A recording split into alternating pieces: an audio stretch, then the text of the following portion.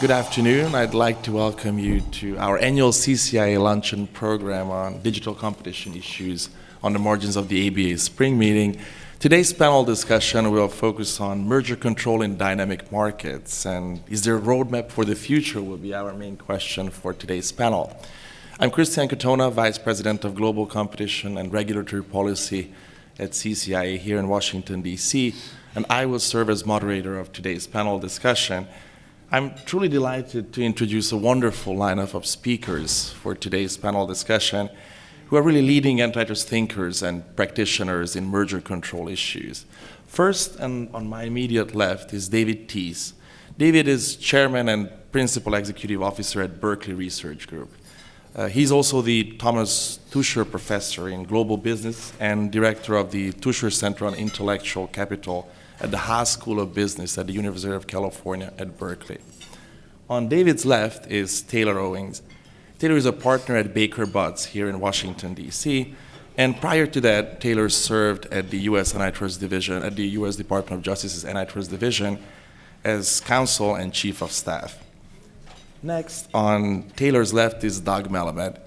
Doug is currently a scholar in residence at Stanford Law School, where he was previously professor of the practice of law. Doug also was senior vice president and general counsel at Intel, prior to which he also served as acting assistant general at DOJ's Antitrust Division. And Ioannis Kokkoris. Ioannis is professor of competition law and economics at Queen Mary University, London, where he's also director of its Center for Commercial Law Studies. And prior to academia, Ioannis served at the UK Competition and Markets Authority, the European Commission, and the US Federal Trade Commission as well. So again, welcome all of you. Now I'd like to turn to our topic for today, which is merger control in dynamic markets. What we see in that regard is that there's an increasingly rapid digital transformation taking place in the economy. And instead of really just focusing on specific areas, markets, or products, we really see this digitalization across the board. Really the entire economy becoming more digitalized, from agriculture to healthcare and financial services and a number of other sectors and industries. And we see it's a really truly worldwide phenomenon, which obviously has been further accelerated recently over the last couple of years in light of a global pandemic. But in response to the digitalization and the increasing impact technology really has on business, we see that competition authorities worldwide are really stepping up merger enforcement efforts, in particular in dynamic markets. They're revising current merger policies and guidelines, and for example, as part of this review and reassessment, we also see the ongoing review and revision of the US federal agencies, the FTC and DOJ's rethinking and revising of the horizontal merger guidelines in the US. But we also see antitrust authorities advocating for more aggressive use of existing rules and even calling for new theories of harm and regulations where they may see the need. So our panel discussion today will really zoom in on these key developments and issues, and it will really focus on what is happening in merger control in dynamic markets these days. And we will also try to identify trends in US and global merger control. So how are really the FTC and DOJ addressing merger control issues in dynamic markets these days? Importantly, what do these current enforcement trends mean for companies engaging in transactions in the digital and connected markets? And what are the challenges and potential pitfalls for companies and their antitrust counsel in this space? And what are the broader implications of these potential changes? So again, we have a tremendous panel of experts with a lot of experience dealing with these issues. And during our panel discussion, we're planning to focus on three main questions. First, in light of this increased merger scrutiny in dynamic markets, we'll review where we are in this area in the United States and internationally. What are the key enforcement actions and trends in this space? Second, we'll discuss what are really the necessary tools to assess the competitive effects of mergers in dynamic markets. We'll discuss issues regarding potential and nascent competition, and of course the so-called killer acquisition phenomenon. And importantly, we'll address the role of innovation in this space and also the question of efficiencies in dynamic markets. And third, we'll talk about whether the current antitrust law and architecture really enable enforcers to successfully challenge mergers in dynamic markets where necessary. We'll also discuss with our panelists whether they would have any proposed changes regarding the merger rules for the agencies and policymakers in this space. So we really have a lot to cover in now a limited amount of time, so let's just jump straight in. And on the first topic, on the increased merger enforcement in dynamic markets, where are we now? I will turn to David first, perhaps just to start to set the stage on some of the key underlying issues here, David. So what are really the competition concerns regarding acquisitions in dynamic markets? What are the key issues that we see talked about when it comes to potential and nascent competition concerns? Also, since the release of the paper Killer Acquisitions in 2018 by Cunningham et al., there has been a lot of discussion about killer acquisitions, not only in the pharma sector, but of course in other types of related sectors, whether it's digital and connected markets or other industries. So what are the key issues here, and what empirical evidence, if any, we see underlying these concerns? David, please. Well, I'm delighted to kick off the discussion, and I'll do so wearing two hats. I'm a antitrust economist with, under one hat, but I'm also a student of the field of strategic management and innovation studies, which, by the way, has a very large literatures that are entirely relevant to the issues at hand here today, but haven't yet had much impact. So what I want to do is sort of give you a broader perspective and suggest that we need to throw away some of our neoclassical frameworks, because the static economics that have informed our analysis in the past aren't fit for purpose anymore when you're talking about dynamic markets. And with that in mind, thinking about M&A in the dynamic context, or in the context of markets where there's rapid technological change and complex systems that are being assembled, I think it's probably true to say that mergers are actually more important than in the industrial economy in terms of being able to achieve positive outcomes for society and eventually for consumers. So we step into this recognizing that, let's talk about the metaverse. I mean, no one company can form the metaverse. You're going to have to piece together thousands of different technologies. And if somehow rather you have, merger control that is too excessive, you'll actually blunt what I call systemic innovation. So one has to begin with a framework that recognizes different types of innovation, and the enablement of innovation, particularly of systemic innovation, requires a significant number of mergers and acquisitions. So we step into this area with, I think, a fair amount of ignorance, because at least the economics profession has chosen to spend the last 50 years looking at markets in the industrial economy and not featuring innovation in a significant way. So that's not to say that all mergers should be approved automatically, of course not. But if we don't have this understanding of how digital markets are different from the standard industrial market circumstance where you've got companies making individual products, here in the digital world, things get stitched together seamlessly to create new products and services based on enabling technology. So I'll make that point at the outset. And also, this is an area where we're typically not dealing with acquisitions of established companies. Sometimes we are, but we have this concept of nascent competitors, which, by the way, I think it's a very important idea.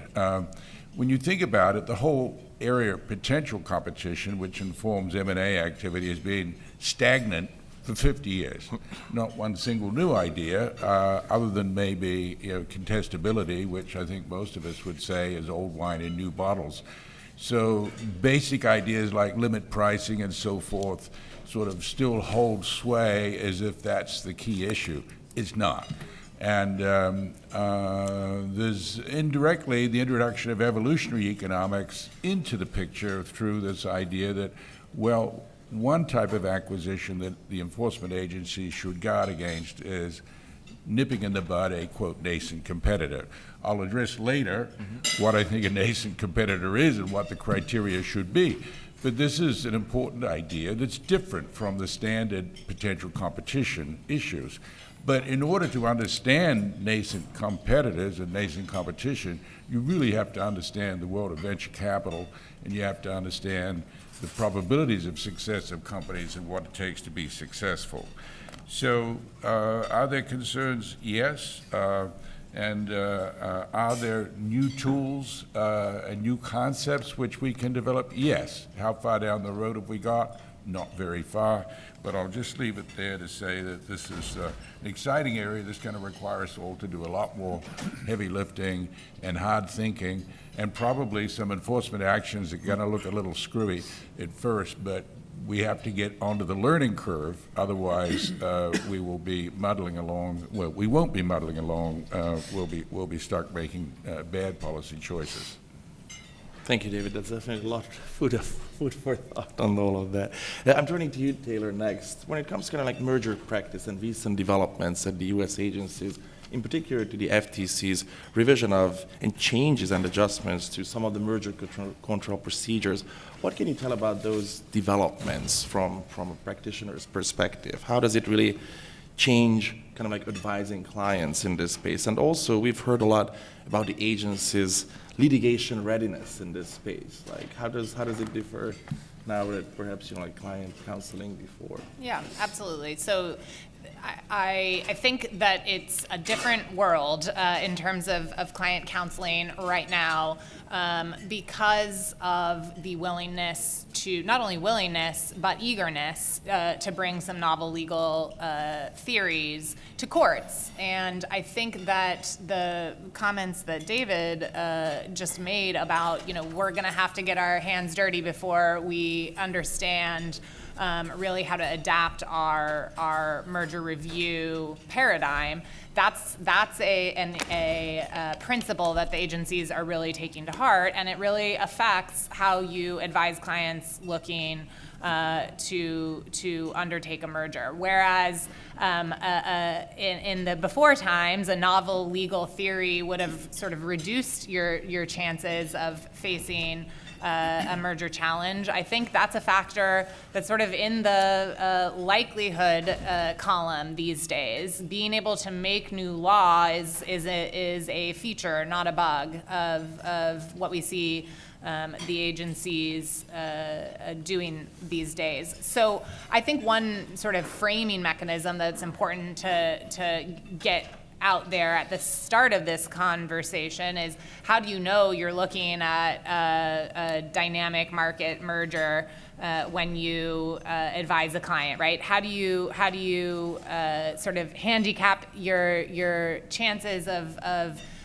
getting through merger review based on whether or not it really is a dynamic market that we're looking at? And I think of this as breaking down into a couple of buckets. As David mentioned, we clearly are in a world where the typical choice by a company, whether to build, borrow, or buy in order to adapt to an innovative new industry, if an incumbent does not have the resources already to compete in a way that they see the market changing, they face this question: how do they get those resources?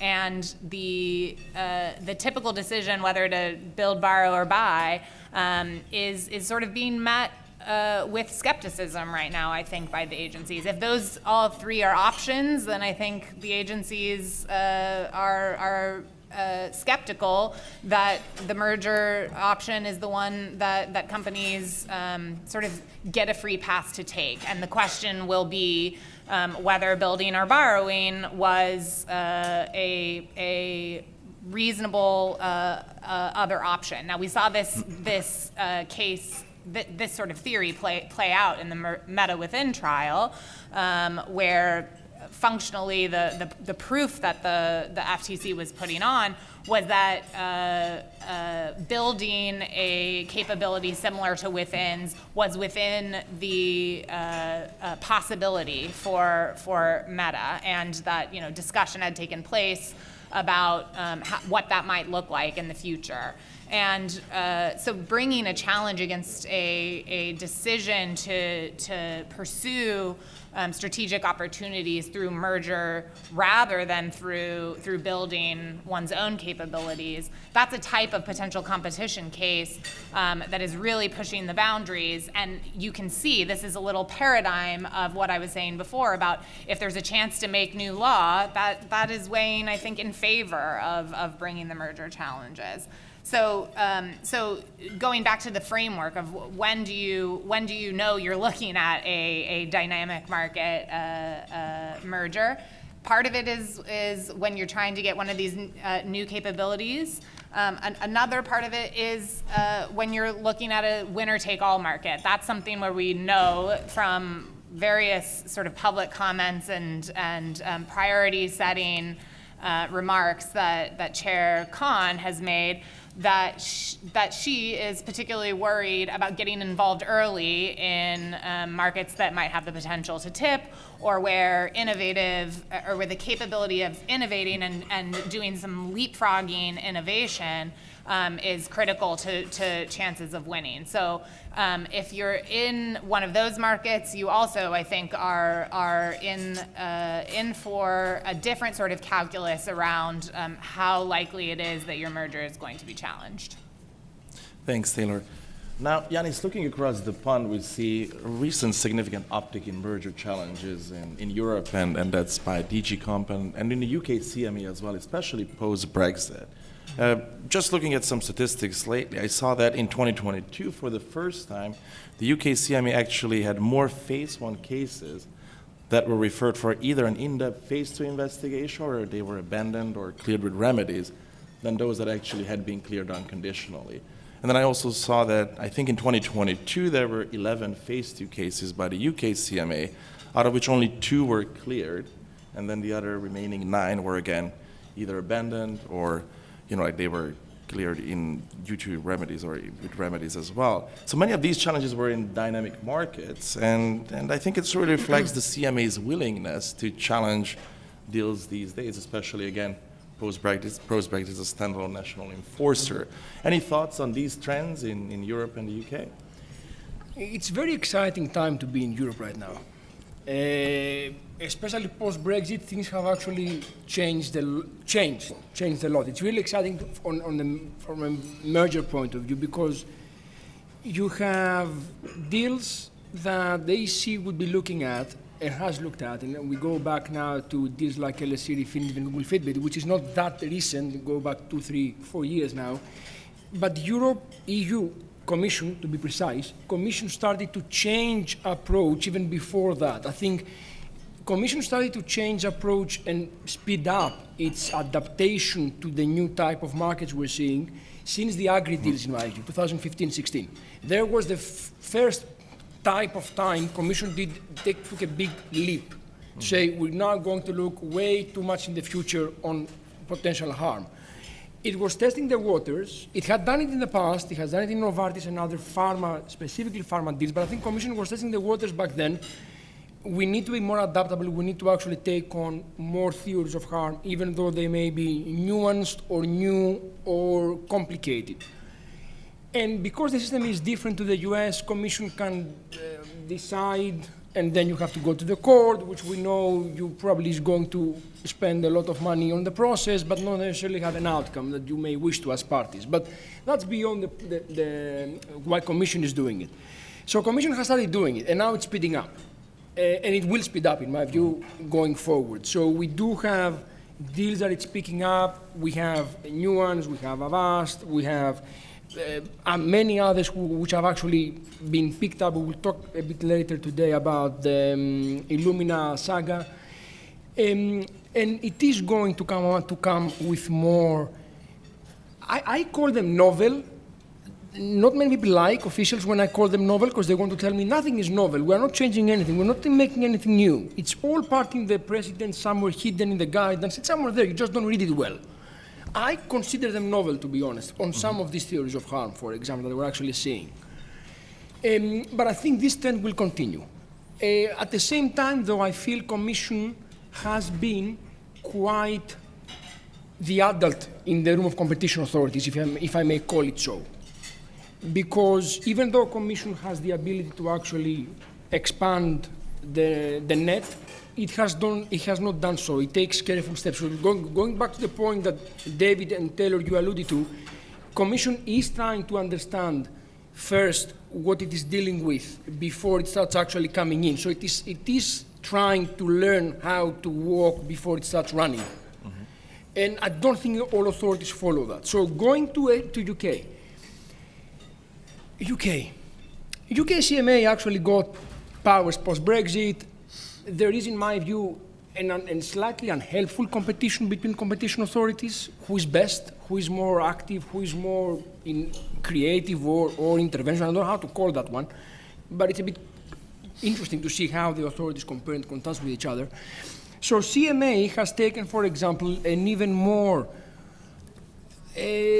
innovative approach when it comes to theories of harm and when it comes to intervention. The numbers you shared, very, very interesting numbers. We need to take into account that CMA is a post-closing regime. So probably a number of the deals which would have been cleared anyway would not have been notified. That's my assumption. I don't have any coloring in what's happening behind these numbers.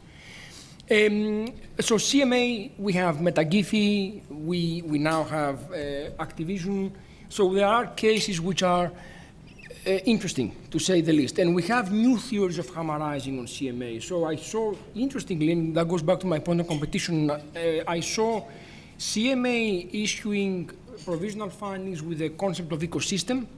And then I saw the same type of wording in Amazon iRobot in the FTC, not by the FTC, Amazon iRobot discussed in the US. Now, I'm not sure if the ecosystem came up first in the US and then in the UK, I'm not sure, but I saw that an interesting trend. And just finally, and to finish off my point here on why Europe will be becoming ever more interventionist is because in Europe, this has been the trend for the last at least 8-9 years. We saw it with DMA, we saw it with the Googles and the Apples and the Amazons now, the antitrust cases. I don't think there is a way turning back in Europe. I think we are going to become more interventionist. I hope we will do that in an adult way. Thank you, Ioannis. I didn't mean to be pessimistic. I'm not sure if I appear to be pessimistic. I apologize. I'm optimistic. I think we'll have some stuff on package there. Yeah. Doug, turning to you on the broader debate on the consumer welfare, economic welfare issues, I was wondering what your thoughts are. Like, what this heightened merger scrutiny might have as an impact on innovation and also on venture capital related issues that I think David also briefly touched upon in his introductory remarks. But also, is the debate here when we talk about these issues, potential competition, nascent competition, is the debate here really about whether you believe markets can self-correct over time? So is it related to the type 1, type 2 errors, or what do you see as the main issues here? Well, I think the error cost question is critical or central to most of antitrust doctrine. Look, an ordinary all antitrust cases, it seems to me, at the core, depend on two and only two issues, conceptually. One, did the defendant engage in anti-competitive conduct? And two, did that conduct increase or does it tend to increase market power? If the answers to both those questions are yes, defendant loses and vice versa. And one of the features of that is the reason that's sufficient conceptually is that market power is defined, an increase in market power is defined as the ability increased ability profitably to raise prices or otherwise take action contrary to the benefit of interests of trading partners.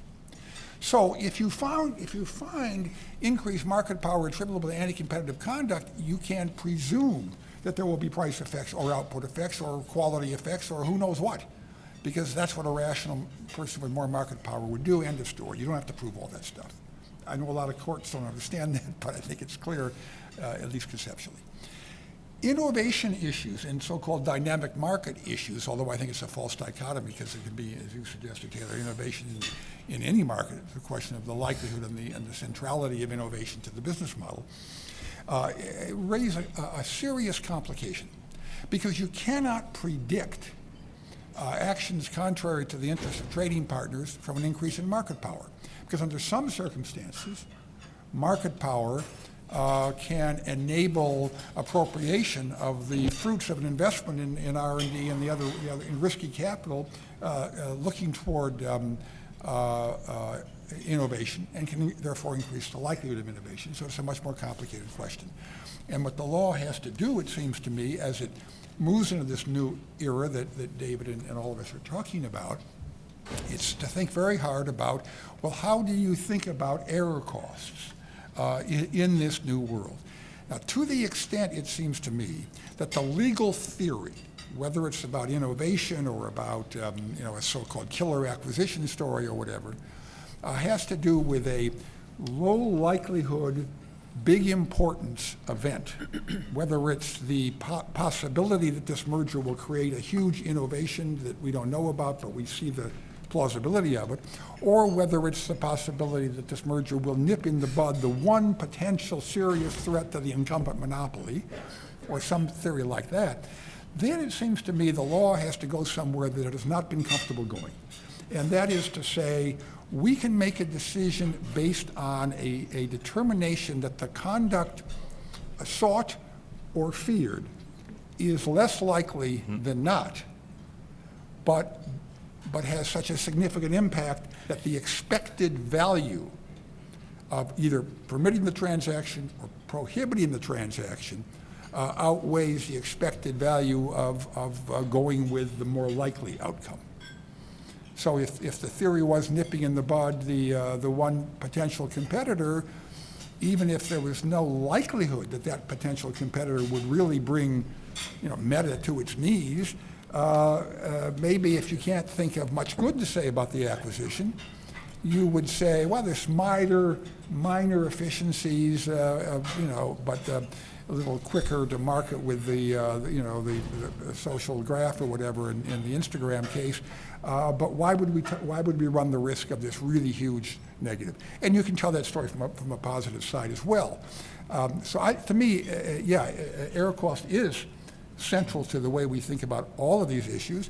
I think the framework is okay. I think if a plaintiff proves increased market power from which ordinarily you could infer bad pricing and output outcomes, but the defendant says, oh, no, you don't understand. We're putting together two components that are going to enable or at least increase the likelihood of some huge innovation.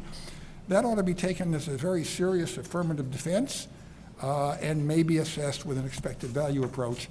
But I do think it's all about our tolerance for risk. Any thoughts?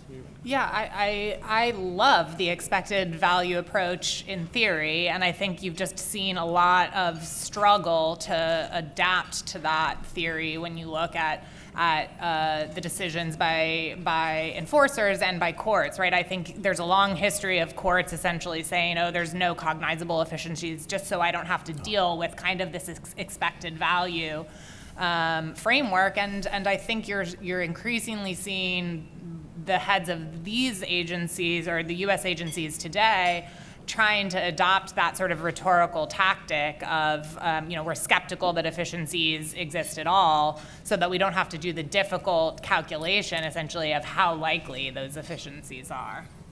Now, let me just say, I'm not proposing that we should calculate the expected value. Courts can't do that. But I think if we think conceptually that way, we might be thinking of proxies that would enable us to say, look, we're dealing in a world of uncertainty, but if conditions A, B, and C exist, we think there's a sufficient likelihood of something that we're going to act on it. That's kind of the approach I would take. Yeah. Just a question, actually, because I agree with the principle that we should actually try to get account efficiencies in this type of markets, but I don't think Luxembourg will be able quickly enough to actually do that to the full degree possible. Would the US courts be more open to actually incorporate that and impose in a way on the FTC that if you want to actually go down that route and there's an efficiency argumentation there, you need to actually assess it and rebut it fully? Or you think there is no, also here the courts will not go that far? I think as long as the courts are controlled by people who came through the Federalist Society and were trained by Olin money, that's not going to happen. That was clear enough for me as an answer. Sorry. Taylor, do you have any thoughts? Yeah, well, I think that the way that jurisprudence develops here, it's so trial and error, right? The courts aren't going to instruct the agencies what to do in their next case. You're seeing bit by bit some facts put before the courts that really turn on these questions, right? So a lot has been made, including by the chair of the FTC earlier this week, about the sort of precedential value, not that there's any precedential value technically, but the sort of influential value, I guess, of the decision in Meta Within, because the court there articulated that the percentage likelihood of Meta entering the market needed to be materially more than 50%, and that was a stricter articulation or a clearer articulation than a lot of courts had given. It wasn't the first time any court had said something like that, but when you present facts in front of a court that they can give a thumbs up or a thumbs down to, that's how we shape what the requirements are going forward. So I don't think we're going to get leaps and bounds from court decisions. We're not going to get instructions, here's how you get this case through next time. But to the extent that there are dispositive issues, you might get clearer articulations, and you're going to get clearer articulations of what evidence doesn't meet those standards, right? It's very helpful for those of us forecasting merger review and forecasting what courts are going to decide, to learn that the type of chatter that you saw in Meta Within was not enough to get you past the materially more than 50% likelihood of entrance. Thank you. It seems there's a lot to discuss about efficiencies, and actually we'll throw the ball back to you, Taylor, on this. In light of the recent skepticism that we hear from the agencies regarding efficiencies and kind of like how they view it, and of course there's the broader expectation that commentators as of now have been saying that likely in the revised merger guidelines, there'll likely be a significantly revised version of the efficiency section than what we see in the 2010 guidelines.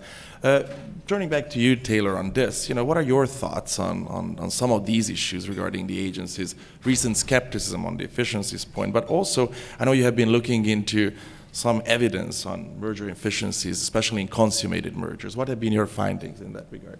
Sure, yeah, so I touched on this a little bit earlier we see increasing sort of rhetorical moves to try to essentially value efficiencies at zero in this difficult estimated value work that the agencies have to do in deciding whether to challenge a merger. And I think it's pretty widely expected that the new draft of the merger guidelines are going to express a lot more skepticism toward efficiencies than has been the pattern and the sort of premise, really, of the merger guidelines since at least 1984, and this really does have to do with, I think, changing the focus on and changing the relevance of Type 1 versus Type 2 error costs. Chair Khan hired Professor Kokka as her chief economist, and I think it's understood that one of his roles has been, one of his most important roles has been in helping to shape this merger guidelines review. And he's one of the most sort of outspoken scholars out there challenging the notion that mergers actually result in efficiencies at all, or challenging whether there is any empirical evidence of merger efficiencies that really warrants the sort of policy that we have adopted in this country over the last 20, 30 years.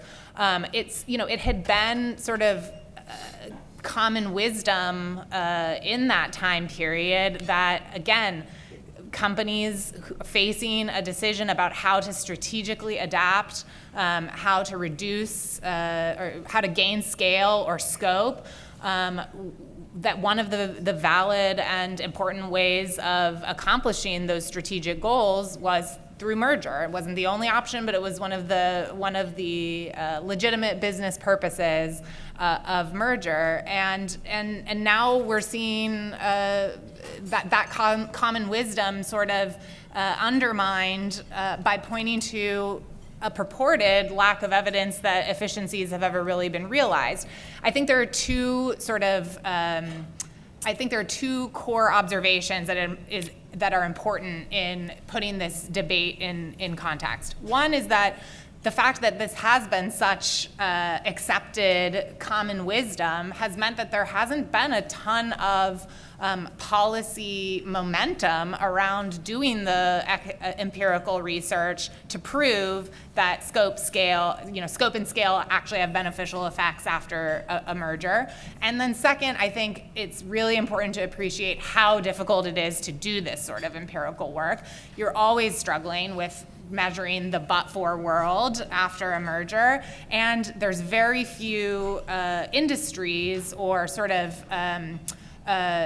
frameworks for collecting the sort of data that you need to really show operating efficiencies and real measures of the cost of inputs and the amount of output, right? This isn't something that you can just get from a stock event study or other publicly available information. So I think it's really important to recognize that those are the limitations in the literature, and if we're really going to go back and try to upend the common wisdom about whether mergers create efficiencies, then there needs to be a serious sort of period of data gathering and reflection on whether that's even possibly a rational belief. And I've been doing work, others have been doing work trying to look back at what empirical evidence there are for merger efficiencies. My colleague Maureen Olhausen and I are working on a piece collecting that evidence right now, and we're heartened to see that where there has been special access to data that I mentioned before, there is evidence of merger efficiencies, and these real changes in total factor productivity, innovation effects, other things that we have always expected mergers create, but we need to be able to point to the evidence that they have actually happened after mergers. Thanks, sir. David, I know that you have some thoughts on the concept of efficiencies in a dynamic context, but also advancing the paradigm of dynamic competition. What really do economics and technology management tell us about dynamic competition in this regard? Well, I think as we think about this concept of efficiency, we have to realize efficiency comes from the industrial world where there's limited innovation. Of course, there was innovation in the industrial world too. But I'll begin by saying we have to have new vocabulary. The notion of dynamic efficiency is an oxymoron. Innovation and efficiency are usually enemies of each other. This is well understood in the organizational behavior and organizational economics literature, but it's not yet crept its way into antitrust economics. So I would prefer the term dynamic effectiveness, not dynamic efficiencies, because if you pursue efficiency, you're never going to get innovation. Think of Henry Ford with the Model T, most efficient production process in the world, but then when General Motors came out with a raft of new models, poor old Henry had to shut the Ford Motor Company down for about 18 months to retool and create the next new car, which was the Model A. So the pursuit of efficiency can drive out innovation. So this is where scholarship has let the field of antitrust down. We've been trying to squeeze everything into the same neoclassical boxes. So when the question of innovation comes along, what do economists do? Well, let's use the word dynamic efficiency without really understanding that it's an oxymoron. That's not to say there aren't important benefits. In fact, my opening statement was that innovation, M&A activity is absolutely necessary for combinatorial innovation to take place. And no company is big enough to possibly pull together and generate internally the technologies that are needed for the future. So we have to really go back and not just review the evidence from the past, and I do believe, if properly analyzed, that there are important efficiencies from many types of combinations, but not all. I think we have to create a new vocabulary and a new framework. And one of the things that we would look at in this new framework, besides getting some new vocabulary, is the difference between complementary innovation, or between systemic and autonomous innovation, and also recognize the concept of complementary innovation. There's sort of an emerging bias that unless innovation leads to creative destruction of some kind, it's not good. That's nonsense. There's a lot of innovation that builds productively on top of other innovation. It doesn't lead to destruction, it leads to augmentation. This basic point has not yet crept into antitrust economics. So you see always looking to see if you don't overturn the apple cart, that somehow rather this is not good competition. Good competition can be both complementary as well as destructive. So we are muddling around. You know, we've had the digital economy for 30 years, and we're only now just starting to get down to the hard work of figuring it out. So I apologize on this from the academic world that we've left you in the lurch. And if there were people from the agencies too, there's been a lot of research going on in the agencies, and they have not bothered to go out and read the enormous literature in innovation and the emerging literature in complexity economics. There's a number of literatures out there that can inform what we're doing. And we're back to the error cost framework, and I think we all agree here that conceptually that's the right approach. But you need to be able to calibrate. You need to understand the underlying phenomena. And one of the key things, besides a good understanding of innovation, we have to begin understanding organizational and business capabilities. I say that as an economist, there's almost nothing. How could you imagine understanding firms without understanding capabilities? If you go out on the street and ask the average person, do capabilities matter for business performance, they're all going to say yes. But when you go into the agencies, there's no vocabulary, there's no apparatus for talking about capabilities. I'm obviously pushing my own research agenda, which I've been working for 20 to 30 years on this problem of coming up with a framework so that we can understand the supply side, because we don't. And until we do, we're gonna get this wrong. So it's pathetic that we have to go down the road of bringing these cases to learn. It's because we didn't do the research ahead of time. And so society is going to incur a lot of costs, but I'm in favor of bringing cases to learn, because we weren't able to learn with the research resources, with the extensive research resources that we've had, because they were misdirected. But that's water under the bridge. Let's charge ahead. Let's develop some new vocabulary. Let's re-engineer our economics, and I think we can get better outcomes. We've touched upon the review of consummated mergers, and I wanted to follow up on that particular element and segment. And Doc, turning to you on this, in particular the issue of timing antitrust challenges of mergers, how does really the U.S. agencies, the FTC's and DOJ's ability to review and challenge consummated and non-notifiable mergers may address issues in this space, and how it actually might be different because there is no time limit for the U.S. agencies to do that compared to, say, other jurisdictions when, whether it's Canada or Brazil, they're only able to do that for a year, for example, post-consummation. How do you see some of the interplay in this space? Well, there's no question the U.S. agencies have the legal authority to go after mergers consummated. Many years in the past, we obviously see that pending in the current FTC case against Facebook or Meta. And there's a benefit in doing that, and that is that with the benefit of hindsight, you can learn a lot about the market, how it evolved, how competition proceeded, and about efficiencies. I'm going to come back to that in a minute. But of course, you don't learn the counterfactual. You don't learn what would have happened in the absence of the merger, so you're really not getting information that enables you to answer all the uncertainties you may have had at the time before the merger was consummated. Now, on the efficiencies thing, I just want to elaborate a little bit on that, because I'm not an economist, and therefore I'm not crippled by some economists' technical use of the word efficiency. I use it as a lawyer, and I think basically antitrust law does it implicitly as well, to mean any welfare-enhancing development. That could be, or often you'd think of conduct as an efficiency, as a conduct efficient or pro-competitive, and it could be something that, metaphorically shifts the supply curve by improving product quality, either through investing more in higher quality or through innovation. It could be something that shifts the cost curve down, either through innovation or through just investing more, or it could be the reduction of an above-cost price. In all these ways, welfare can be enhanced. I use the term efficiency that way. I think the rule of reason people who frame it in terms of harm and that efficiency justification, I think that's what they have in mind. Maybe the IO economists haven't figured that out yet. In any event, you do learn more of the benefit of hindsight when you bring a merger acquisition, when you bring a merger case with hindsight, but only about what happened because of the consummation, not the counterfactual world.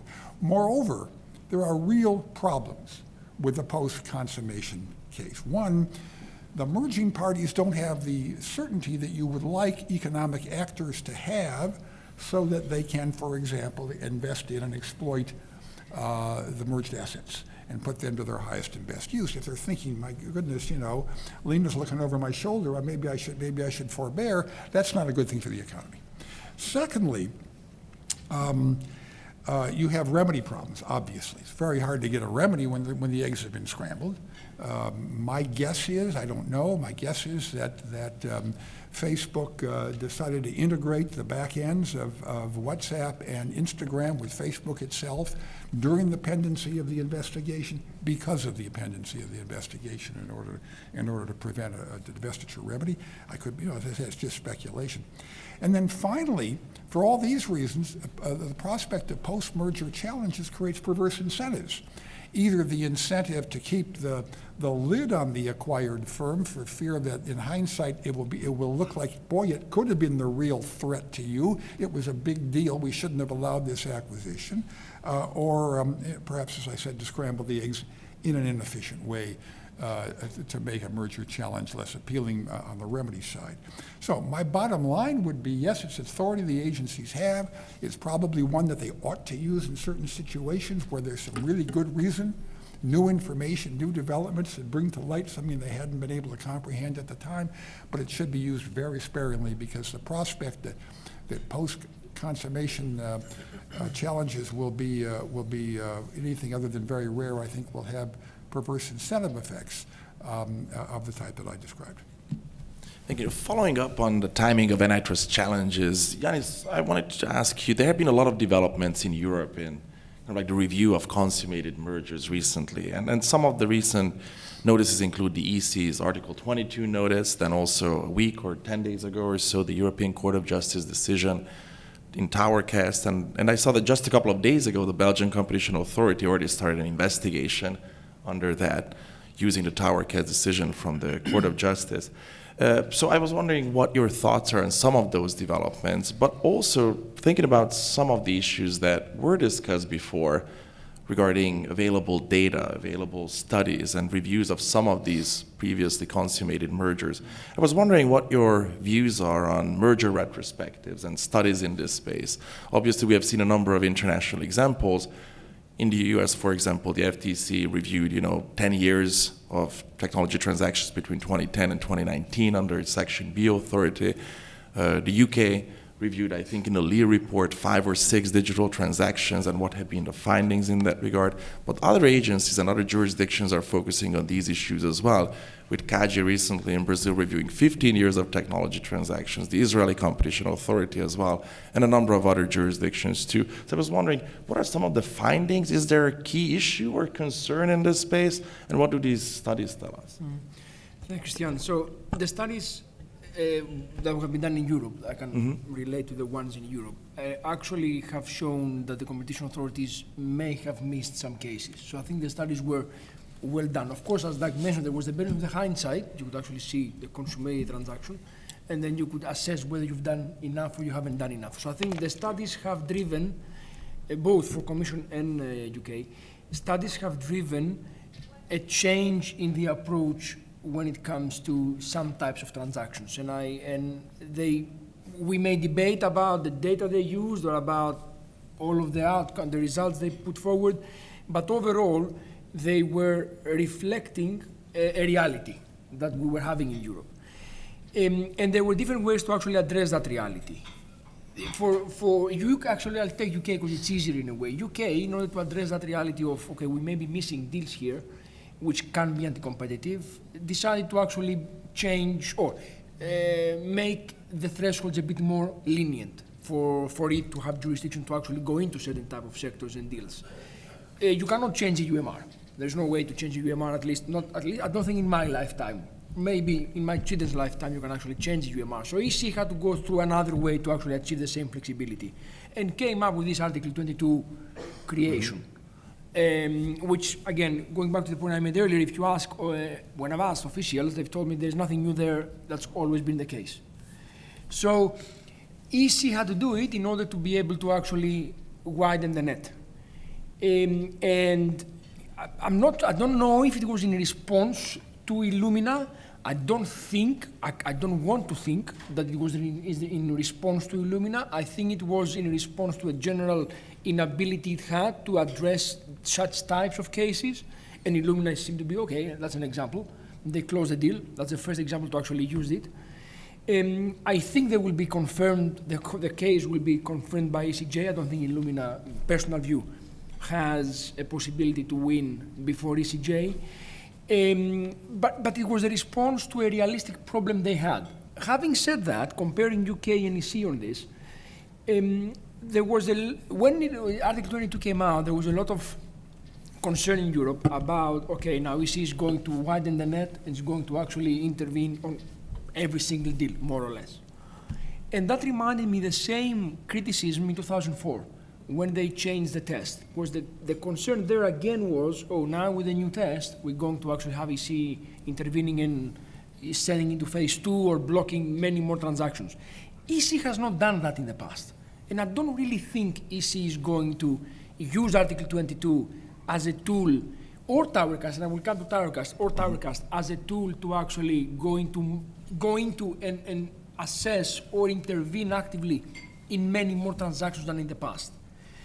And Towercast was a surprise to me. It brought me back 30 years ago. I was reading Continental Can in the textbook, and then I see Towercast. And I'm like, wow, there is again Article 102 as instead of a merger control. But I think this is a sign of the need in Europe to be able to do something more that changing the law does not allow us to do because we cannot change the law. So again, though, I think EC will respect the rational boundaries of the powers Towercast gives it. I'm not sure how many other authorities in Europe will respect it in the same way. I'm not sure about the Belgian authority. I don't have any view on that. I don't know what will be the ramifications at member state of the Towercast judgment. But as a trend, goes back to the point I was making in my initial introduction, the other comments, that we are seeing an expansion in the intervention in Europe. Thank you. In our last segment of our discussion, we're going to focus on some of the issues regarding and the questions whether then the current antitrust law enables enforcers then to successfully challenge mergers in dynamic markets where necessary. And I really look forward to hearing from all of you on that and hear whether you have any recommendations for the agencies and policymakers in that space. I will turn to you first, Doug. And I was wondering if you could share some of your thoughts regarding some of the recent proposals, as well that at least, legislative proposals that in the last congressional term proposed significant changes to the U.S. competition apparatus. And in that regard, also in particular, what do you think would have been potentially the impact of some of these proposals, at least focusing on some of the important competition and innovation issues? Would they potentially preclude enabler acquisitions that foster competition rather than stifle innovation? And that has been a significant concern that obviously has been discussed in detail, and I think you had some thoughts on some of those issues. But in addition to that, I was wondering if you could share some of your recommendations and policymakers when it comes to nascent competition issues in particular. Sure. As to the pending legislation, I think the Calera bill that Klobuchar introduced 2 years ago now was actually an interesting, serious piece of legislation. I think it was flawed, but it was a serious one that should have gotten attention. It didn't, because there's no real consensus on it, for antitrust reform. There's only consensus to go after, not just not necessarily consensus, but bipartisan support to some extent to punish the platforms. So now you have all these various proposals that are aimed at the platforms, and I think they paint with much too broad a brush in almost all respects. So let me just talk about what I find the easier topic, which is what I think we should do about nascent competition, mergers, acquisitions. Well, first of all, I think we have to be clear about what we mean by that. The term could encompass, at least oversimplifying, two different kind of theories. One, which I suppose is the theory in the FTC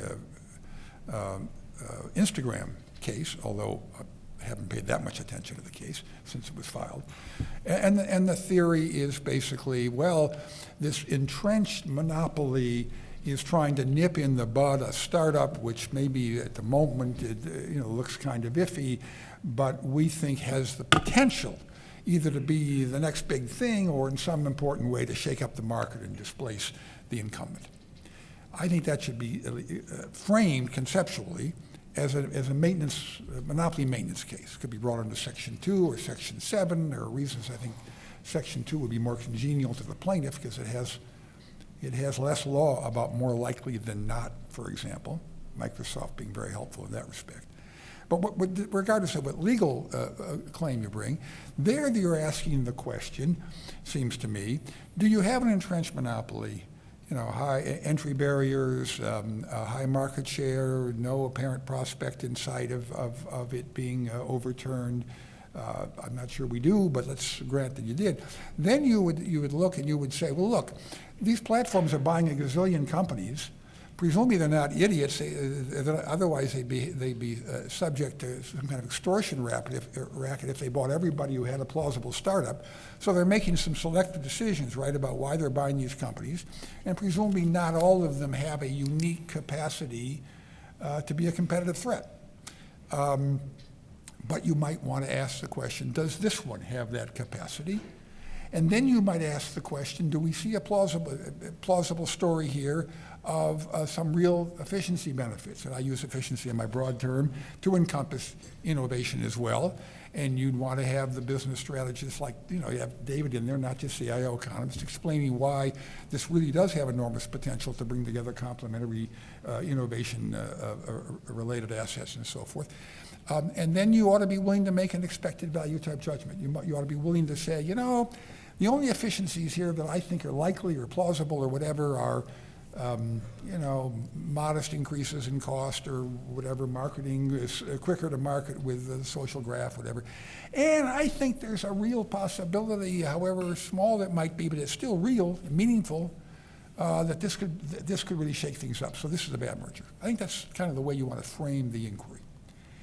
The other way, though, that nascent competition language, and by the way, that's a killer acquisition, which doesn't depend on whether you kill the firm, the acquired firm, or simply use it as a complement rather than as a potential substitute.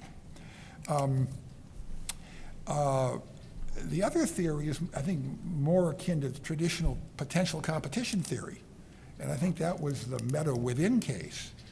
Now there, if you don't have an incumbent monopoly, I'm not sure why you should be so terribly afraid of a slight diminution of rivalry in the market. You want to ask the question, what market are we talking about? This wasn't the incumbent market, as I understand it, of Meta. It was a new market. And how important are these two players? And we should use, some more or less traditional Section 7 modes of analysis. I don't think even there you necessarily should have a more likely than not standard. I think the court might have gone too far on the defense side there. But I think you have to have a plausible story. This one's really going to matter. I don't think, from what I saw, I didn't think there was that story in that case. But very different. I think the argument for new law, a new way of thinking, I think applies in what I think of as the monopoly maintenance theory, not in the potential competition theory. Any thoughts on? Can I just ask one question, like following what you said? Do you see any drawbacks in tackling these issues under monopolization, for example. When it comes to timing, I'm not sure how long this process can take compared to a merger control process. Do you see any drawbacks by going down that route versus the standard type route through a merger assessment? Well, I wasn't suggesting a procedurally different approach. I was thinking of, and again, I'm thinking of in the context of U.S. law, if we're talking about pre-merger review, the government could be looking at the case and saying, I think this is anti-competitive. I think it's anti-competitive on what Doug calls a maintenance of monopoly theory. So I'm going to bring 2 counts. I'm going to bring a Section 7 count just because that's what I'm expected to do. Or maybe he doesn't even bother with that because it's a bad law.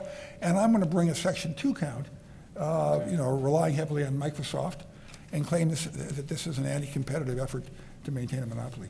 I don't think it changes that. The difference I have in mind, I don't think changes the procedural context or the timing necessarily. Thank you. David, I know you have some thoughts. So did you want to weigh in, Taylor? I'll go after this. Sure. David, I know you have some thoughts and recommendations for agencies on how to address competition issues when it comes to transactions involving nascent competitors. What are those? Could you share those with us, please? Well, thank you for the invitation. So I'll pick up where Doug left off. So let's suppose you have a company with monopoly power that is buying or wishes to merge or acquire a company that is arguably a nascent competitor. So we're now into the hard business of, well, okay, what is the criteria for figuring out if a nascent competitor is in fact likely to be a significant company in the future? And I think we have to put on the hat of the venture capitalists, but it's not impossible. I've got 7 points, but I'll just sort of hit the main ones that I think an agency should look at. First one is the technology viable? Has it gotten past proof of concept? And that's a important threshold, pretty low one in some sense, but that's one thing that you have to check the box on. Second one, which is much more difficult, is there a viable business model? If there's no viable business model, even if you got the world's best technology, you're not going to build a competitor that's going to go and challenge an incumbent. You're not going to build a firm at all. So we have to understand the business model and whether there's actually the opportunity for making this company profitable. Thirdly, and this is going to be hard for agencies, you've got to actually see if there's sufficient capital in place or likely to be in place in order to power the growth. Because if the business is one that's not making money short term, do we have venture capitalists that are going to see this as a very good prospect? And thirdly, along with that, and this is agencies going to hate doing this part, but you got to look at the management team. That's what a venture capitalist will look at. So there's some interdependence here. But if you don't have the management team together that is actually capable and focused on growth, then you're not going to necessarily get a viable competitor at all. So here are, that's 4 or 5 check of little things that are, you can do discovery on. You can at least get insights into it. If you don't ask those questions, you're not going to be able to calibrate whether or not this little company, the startup, is in fact going to become a viable competitor. And they're all non-trivial criteria. But that's the starting point, and I think if the agencies start looking systematically along those lines, they won't be able to get it right all the time, of course, because there's deep uncertainty, but you can't run away from doing this analysis one way or the other. Taylor, your thoughts on this, and also any challenges, pitfalls, issues when counseling clients on these issues? Sure. So I think really focusing on the question of why is a company doing an acquisition, and trying to create a checklist, as you've done, David, about whether the strategic rationale of incorporating a new innovation, a new business model, some special feature of an acquired company, whether that aim to pursue the merger for the strategic rationale is going to be successful or not. That is a question that can absolutely be reduced to greater sort of empirical analysis that I think, as you mentioned at the outset, the business strategy sort of academic field has spent a lot of time thinking about. And I think the crossover between those two fields of literature has been sort of underutilized. There is much more, I think, that we can do to inform agency analysis with business strategy literature. And I think an area that's been sort of underexplored here is the literature on disruptive innovation and what makes a disruptive innovator that uses a business model to go after a niche market where the incumbents are not interested and have sort of overlooked because there isn't enough margin there isn't enough sort of attractive qualities for it to play in that niche market. There's a literature about what sort of disruptive strategies are likely to be successful and when those are real threats, and very, very importantly, when a disruptive strategy is brought in-house to an incumbent, whether it's likely to succeed or not, because that is the real critical question here. You have to ask, is the purpose of an acquisition to take on board the special sauce? Is it to broaden the capabilities of the incumbent, or is it to stop innovation in its tracks? And the question, or the only way to really answer that question, is to investigate what is possible for the incumbent after they bring that sort of special sauce within the firm. I feel like I would be remiss if I didn't stop to point out the observations about whether or not this is actually happening. And I think the dog that didn't bark here is the FTC's 6B study on the last 10 years of below threshold acquisitions by the GAFAM companies. That study and the sort of the report that came out a year ago hasn't been talked about since, and you would absolutely expect that if anything had been found in terms of a trend of finding small competitors that had some sort of special sauce that was not brought on board and incorporated into the abilities of the incumbent, but rather squashed and never heard from again, you better believe that this agency would be shouting that from the rooftops. And so I think it's really important to look at essentially the dog that didn't bark here, and also some important empirical work that's been done on following up from that 6B report using the same publicly available sources of data that the FTC relied on in addition to the subpoenas that they issued. The empirical research shows the nature of acquisitions that those companies did in that 10 years was not repeat acquisitions in the same area where you would think there might be a roll-up effect.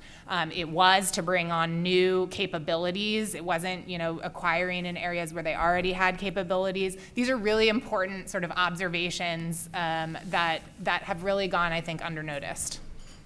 Thank you. We don't have much time left, but I wanted to make sure we touch upon one more issue, which is remedies. And in that regard, I wanted to hear first from you, Ioannis, especially from an international perspective. What we see, I think, over the last couple of years is really a significant divergence on procedures, on merger procedures. And I think that it seems has a very significant impact on the remedial proposals when it comes to how those packages can be worked together, and then whether there would be, in particular with regard to behavior remedies in, I think, vertical mergers, we see a significant divergence, in the EU, in the UK, and some other jurisdictions as well. So what are your thoughts on that in that regard? And also, there's been a lot of discussion about the potential DMU re-steer or steer of behavior remedies in this space. How do you see that, how in the UK, the DMU, if it will be enacted, could have a significant impact in that regard? We have seen a lot of convergence when it comes to theories of harm. We have seen less convergence when it comes to remedies. And you mentioned behavioral, and I think the reason for that is because behavioral remedies, they were there, but they've never been so important because we've never had non-horizontal deals raising so many problems within a short period of time that we have in the last few years. So I think now is where this divergence from behavioral remedies actually comes out to the fore. There's a clear divergence, at least in the rhetoric, in between UK and EU on EC and CMA on use of behavioral remedies. So there are two ongoing cases now. VMware Broadcom was referred to formally to phase 2, and that won't surprise any of you, this morning, this afternoon. So now this is also a reference to phase 2 purely on behavioral aspects. So if CMA sticks to what the guidance says, most likely the outcome will be a kind of a one-way outcome for the parties. So we do see a divergence in the remedies. What I would expect, and I'm not sure if it's happening yet, is as authorities seem to converge on trying to address new problems in new markets with novel theories of harm, they will also be happy, and they will also be open to consider new types of remedies to address these theories of harm. I think the problem will be we become very innovative when it comes to theory of harm, but we are still very traditional and narrow-minded when it comes to the remedy. I think we will get there. I do not know whether en route to there we may have a few victims on the way.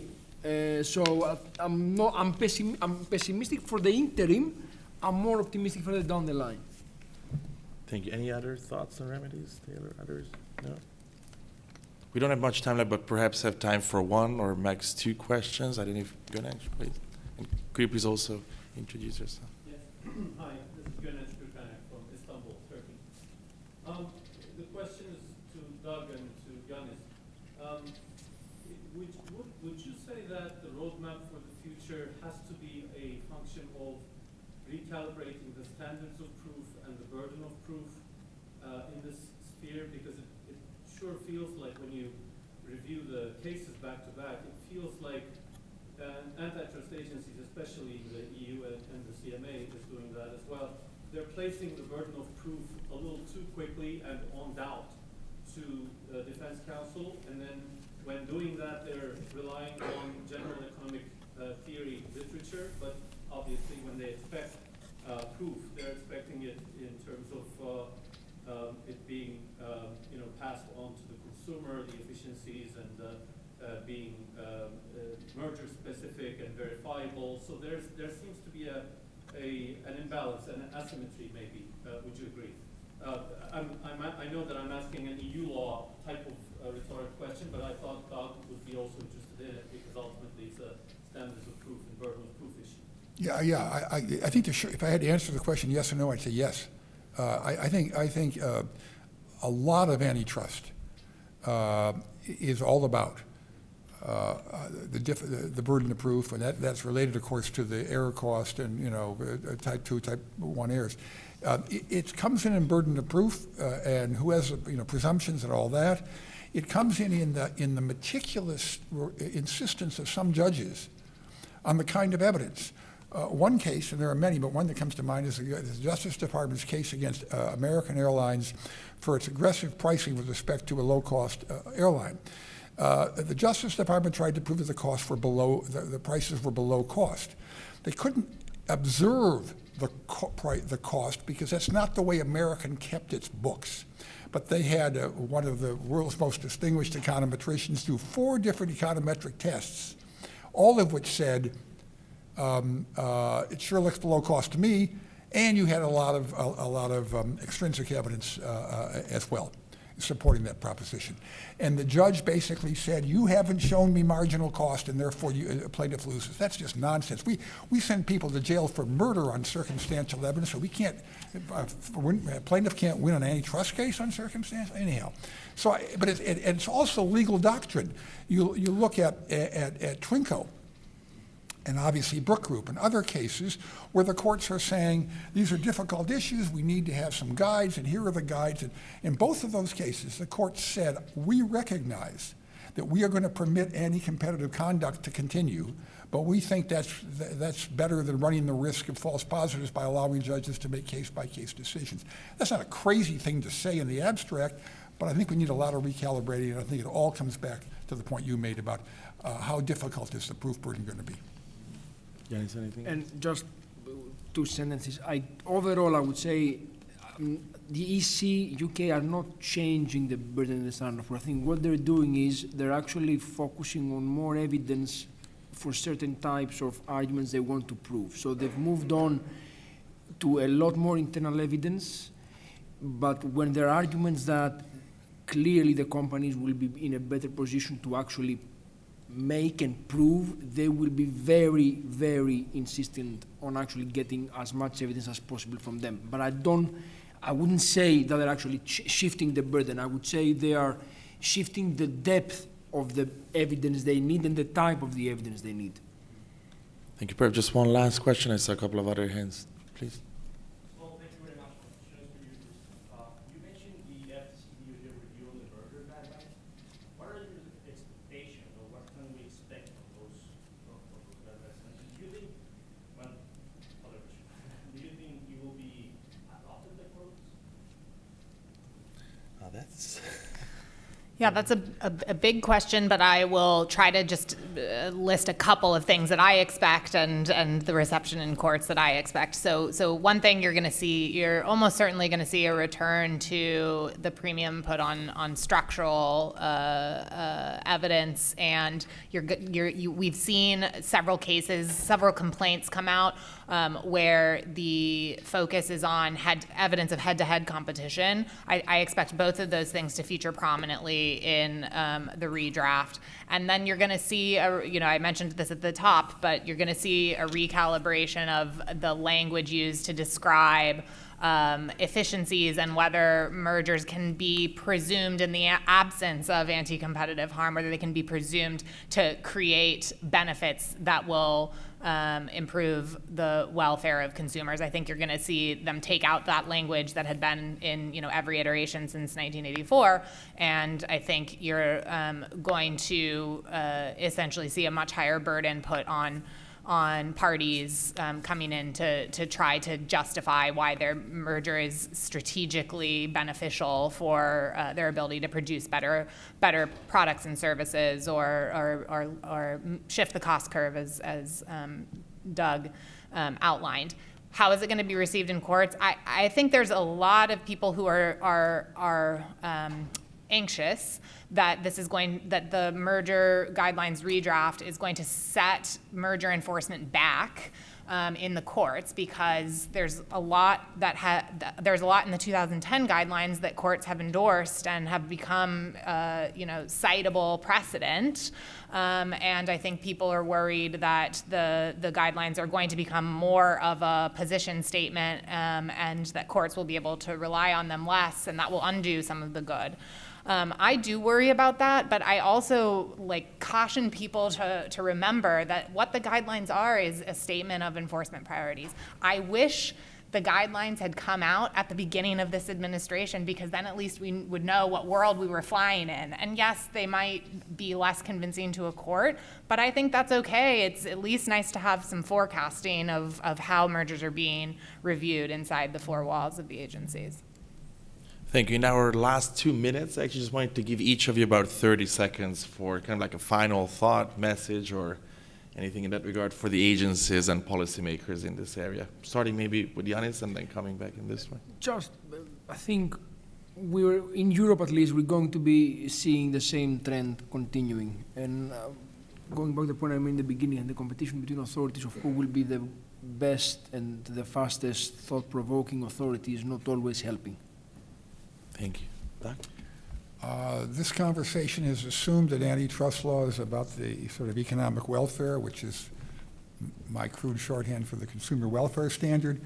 And I think it's an interesting time, to the extent that the agencies and those in the academy are writing creative new ideas about how antitrust might better fulfill that purpose. I think it is unfortunate, to the extent that conversation is muddied by a desire to use antitrust to achieve non-economic objectives, because I think that complicates the kind of learning process that really that Taylor was talking about, and we've all been talking about here. It's unfortunate. Thanks, Taylor.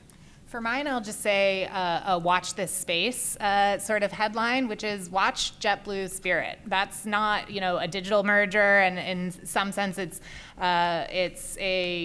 might be considered boring or not get the attention that it deserves, because it's in such a legacy industry where there's a history of consolidation. But when you actually look carefully at that complaint, There's potential competition pled. There's nascent competition pled. One of the markets defined is markets where Spirit, but not JetBlue, flies between city pairs. I think this case potentially has the ability to be one where the gestalt of what might be wrong is more attractive to the judge, and it could make new law in these areas where we've seen a dearth of it thus far. Well, I think we're going into a period of learning. I think we're late in terms of starting, but it's starting to happen, and I think that's good. I think the law is actually pretty robust. I think the fundamental problems is the economic framework has been too limited and too static, and it's not enough to whip out the word dynamic and continue business as usual. You've got to rethink through a lot of fundamental questions because the digital economy is different. Thank you all, and thank you for this substantive debate. Please join me in thanking our panelists.